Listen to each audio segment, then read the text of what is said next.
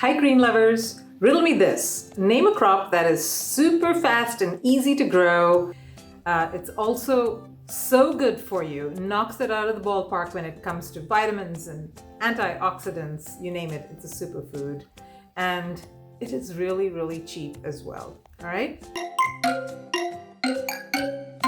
If you guessed microgreens, you are absolutely right.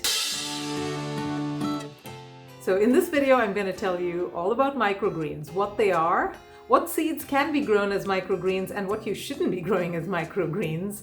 I'm also going to be talking about what I do to grow microgreens, and I use only one method for all my microgreens, and I'm going to show you exactly how I do that. So first, what are microgreens? Microgreens are the tender, edible greens that come out of the seed, the cotyledons, which are the first leaves that open up, and sometimes the first true leaves. That's typically what microgreens are, and they're different from sprouts. Sprouts are, let me show you what sprouts are. I've got an example here. These are sprouts. Sprouts are really the entire seed with just the root that is starting to grow. And of course, they are the first stage of growth of any seed, and you can actually cook and eat the entire thing along with the seeds. Versus microgreens, you're not going to be eating the entire seed, you're just going to be cutting off the top portion of the greens, and you're going to be eating just that, using it as a garnish, throwing it in any dish, literally any dish that you make, you can top it with microgreens, and they're just so good for you. So let's talk about what vegetables can be grown as microgreens and what you shouldn't be growing as microgreens. Now, typically microgreens are most of the vegetables that you eat in the baby stage, right?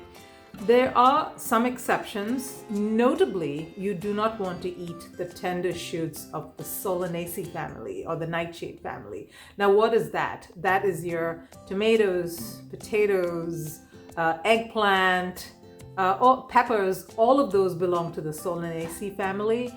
Those tend to have slight toxicity in them, which will give you a tummy ache. So no, you don't want to eat those. But most of the others, things like legumes, the peas, and anything from the mung beans, practically any pea or bean shoot can be eaten in the young stage. You can also eat a lot of cereals. Wheatgrass is a great example of a microgreen that typically people grow, and it's so good for you. You don't use it as garnish. You usually put it in a smoothie or something like that, but it's really very nutritious. Some of the others, the brassicas, are also very popular microgreens. So things like broccoli, radish, cabbage, kale, all of those are great as microgreens. I actually have some growing here. I'm not growing them as microgreens, but this is the stage that you would typically eat the brassica family, just when it's got its first two leaves and starting to get its true leaves. Now let's get to how I grow microgreens. Now remember that there's a variety of ways that you can grow microgreens. The two main ways that you grow them are in soil or hydroponically, which is in water. But for me, I've got just one standard way, and I'm going to show you how I do that, okay? So here is what you are going to need in order to start microgreens. First off, you need the container. Now, I like to get containers of the same size because you can stack them. For the bigger seeds like peas, I like a little bit more depth. Wheatgrass also likes to grow its roots pretty deep, so I like to use these for wheatgrass as well as for peas and beans and other kinds of legumes. The more shallow containers I like to use for the smaller seeds like fenugreek, mustard, brassicas, the tinier seeds. Then of course you're going to need the seeds themselves. This here is fenugreek, this here is mustard, and this here is wheat. This is whole grain wheat, organic whole grain wheat, and that's what I use to grow my wheatgrass. I get peas in bulk as well, and that's what I'm using to grow these. You also need to have some kind of weight to put on top, and I'm going to tell you about that in a little bit as well. And then of course you need soil to grow it in, because that's what I'm going to be growing it in, is soil. Any kind of potting soil will do. I make my own. I make a mixture of peat moss and perlite, 50-50 by volume, and then I actually soak it in a very diluted fertilizer water. I mean very, very diluted. Okay, so let's get to my 4 simple steps to grow microgreens. The first step is to soak the seeds. Now, this step is necessary only for the larger seeds. I usually soak seeds like peas, I soak fenugreek, I soak wheat. It just helps them germinate so much faster after they've been hydrated for at least about 6 hours. I typically leave them overnight. Seeds like this, the brassicas, do not need to be soaked overnight. Step number 2 is setting up your container. Now, if you're going to use a container like this, what you want to do is poke some holes. I use a thumbtack to poke a few holes all over the bottom, because you do want some level of drainage. You do not want the seeds to be growing in a medium that is soppy wet. The roots are going to rot. So you want to make some holes in them for drainage. And then you want to put your potting soil in there. I've already done it for the 3 containers that I'm going to be using. Just fill them up as much to the top as possible with regular old potting soil. Now the next step is to plant the seeds. Now planting the seeds is really easy.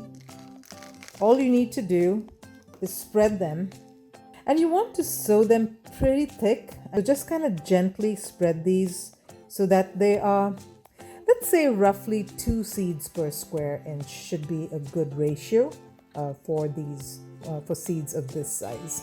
Okay, so I'm going to go ahead and complete that and show you what it looks like. So this is what it looks like. Now I'm going to sprinkle just a little bit of soil on top of it, just barely cover it. So I've gone ahead and sowed the fenugreek as well as the wheat grains, and as you can see, I've spread them pretty thick. You want to grow them really pretty crowded together, practically touching each other. Okay, so I've gone ahead and you can see I barely put soil on top of them, just to kind of sort of cover them. And now this is the fun part. You stack them one on top of the other. And then on the topmost one, what you're going to be doing is you're going to be taking another container, an empty container, push it down. I'm going to push it gently because the top one has my peas in it and those are sprouting. And then what you want to do is you're going to put a weight on top of it. And this is what's called the blackout period. So stacking your seeds like this creates what's called a blackout period for them, during which they will grow strong roots downward, for 2 to 3 days. That's all you need for this blackout period. The weight on top is going to force the seeds to develop nice strong roots. It's also going to help keep the seeds in close contact with the moist soil, and that moisture in the soil is really important to have good germination. But don't forget, after 2 to 3 days, you want to come and separate them, and then these would be growing by then, and they'd be looking kind of yellow, and that's when you really need to expose them to the sunlight, and they will start to develop that beautiful green color. So let me go ahead and restack these and put them to sleep for their blackout period. Good night, seeds. So it's been 15 days, and as you can see, this is well overdue for harvesting, the wheatgrass. You really need to harvest it a little bit before it gets to this stage, but I'm going to harvest it anyway. And you can actually let this grow a second time around. Feed it some kelp meal, some good organic fertilizer, and this will regrow again like grass. Right here is my fenugreek, and this takes a little bit longer than wheatgrass to grow. So as you can see, this is 15 days worth of growth, but it's really strong growth. And again, some nice root system going on there. So I'm going to let this continue to grow. I will feed it some worm tea or some organic kelp meal diluted and give it the nourishment that it needs to grow just a little bigger. I actually slice it and use it as garnish on things like Indian curries. It goes really, really well. I'm of Indian origin, and that's typically how we like to use this, is in our curries. It gives a kind of a little bit of a bitter, slightly bitter flavor, which is so good. So that's it. That is how you grow microgreens. It's as simple as that. And now I'm going to share with you the tip on how to get really cheap microgreens. And that is, for me, I go to the Indian grocery store and I buy organic seeds. So I use fenugreek on a regular basis in my cooking. So I always have these on hand. And whenever I want microgreens, I grow them as microgreens. But for the most part, I use this in my daily cooking. So I always have it on hand. Same thing with the mustard seeds. I always have mustard seeds because they're a staple in Indian cooking and curries. And I will tell you, the price of a bag of mustard seeds or a bag of peas, these peas are also from the Indian grocery store where I buy it in bulk. It's about a quarter the price that you would pay if you had to buy it even from a bulk online store that sells seeds to grow microgreens. It is so much cheaper to buy organic seeds from an Asian grocery store. So that's it, folks.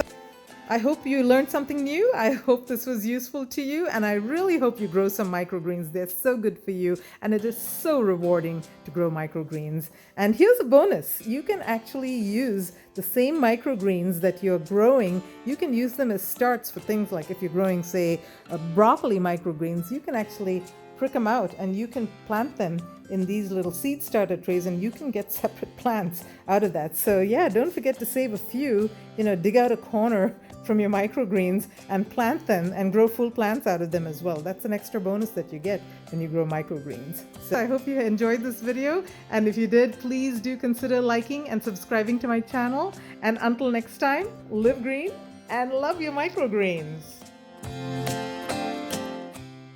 Oh look, I got some sprouts to eat.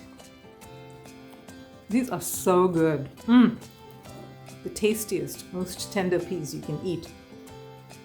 And fenugreek's pretty delicious too. If you like a little bit of a bitter taste, it is so good. And so good for you. Very good.